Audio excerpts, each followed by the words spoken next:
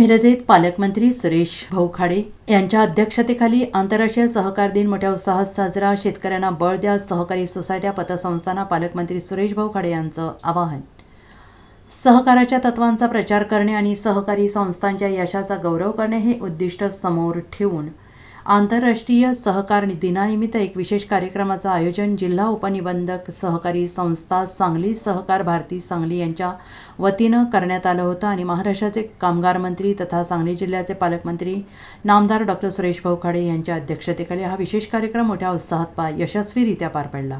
यावेळी मिरज विधानसभा क्षेत्र युवा नेते सुशांतदा खाडे, सांगली जिल्हा मध्यवर्ती सहकारी बँकेचे संचालक बाळासाहेब होनोमोरे, माजी महापौर संगीताताई खोत, माजी स्थायी समिती सभापती निरंजन आवटी, काकासाहेब धामणे, तानाजी पाटील, उमेश पाटील कबाडगेसर, भारती प्रदेश संघटन प्रमुख संजय परमाणे, जिल्हा उपनिबंधक मंगेश सुरवसे, माननीय मिरज उपनिबंधक सुनील चव्हाण यांच्यासह सहकार संस्था सोसायटी चेअरमन सदस्य मोठ्या संख्येने उपस्थित होते आणि प्रमुख वक्ते ॲडव्होकेट दीपक एम पटवर्धन, नारायण परमणे यांनी मार्गदर्शन केले।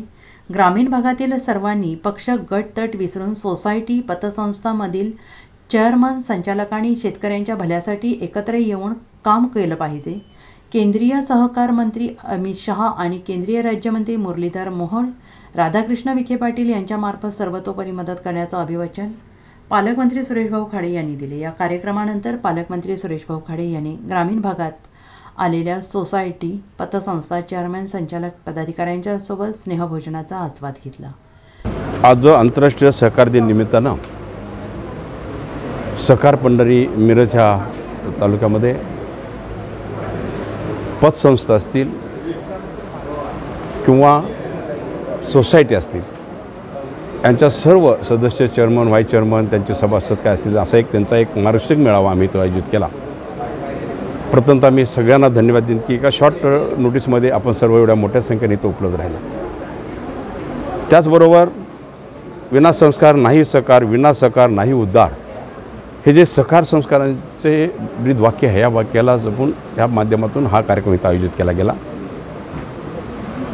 काही सोसायटी असतील, काही पतसंस्था असतील, मी हे सांगितलं होतं की काही 4 वर्षाच्या अगोदर पतसंस्था जरा डब व्हायला काय आल्या, लोकांनी लालचीपोटी असेल, आम्हाला व्याज जास्त मिळते म्हणून तिथं आपण पैसे ठेवले, पण काही टेक्निकल अडचणी आल्या, काय अडचणी आल्या, ह्या संस्था डब घ्यायला आल्यानंतर निश्चितच बऱ्याच लोकांना फटका बसला। आणि त्यानंतर आता जर बघितलं तर पतसंस्था असतील किंवा सोसायटी असतील ह्या चांगल्या प्रकारे आता चालू झालेल्या आपल्याला दिसतात। त्यातही त्यांना मार्गदर्शन व्हावं, त्यांच्या माध्यमातून शेतकऱ्यांना, त्यांच्या माध्यमातून ग्राहकांना काय लाभ व्हावा ह्या दृष्टिकोनातून, कुठल्या मार्गाने लाभ व्हावा ह्या दृष्टिकोनातून तोही प्रयत्न आपण केला गेला। आज केंद्रीय मंत्री अमित शहा साहेब हे सहकार केंद्रीय मंत्री आहेत, त्यांच्याबरोबर आमचे पुण्याचे आता नवनिर्वाचित आमदार मोहोळजी आहेत, आपल्याकडे इथं राधाकृष्ण विखे पाटील सहकारी मंत्री आहेत। त्यामुळे ह्या सहकाराला पुरी ताकदीची भूमिका केंद्र शासन आणि महाशासनाची आहे आणि त्या माध्यमातून काही आपल्या अडचणी असतील, काही त्यातून मार्ग काढता येईल, ह्या जर आम्हाला समस्या मांडल्या तर आम्ही निश्चितच सर्व नेतेमंडळीच्या, मंत्रिमंडळांच्या आम्ही जाऊ आणि त्यांना ह्यातलं मार्ग काढायचं आम्ही त्यांना सांगू की हा मार्ग निघत असेल तर तुम्ही ताबडतोब काढा, कारण तो शेतकऱ्याचा प्रश्न आहे। कारण शेतकऱ्या सक्षम होईल तर राज्य सक्षम होईल, राज्य सक्षम होईल तेव्हा देश सक्षम होईल। त्यामुळे शेतकऱ्यांच्या बाजूनं आपल्याला निर्णय घेऊन त्यांना ताकद देणं ही काळाची गरज आहे।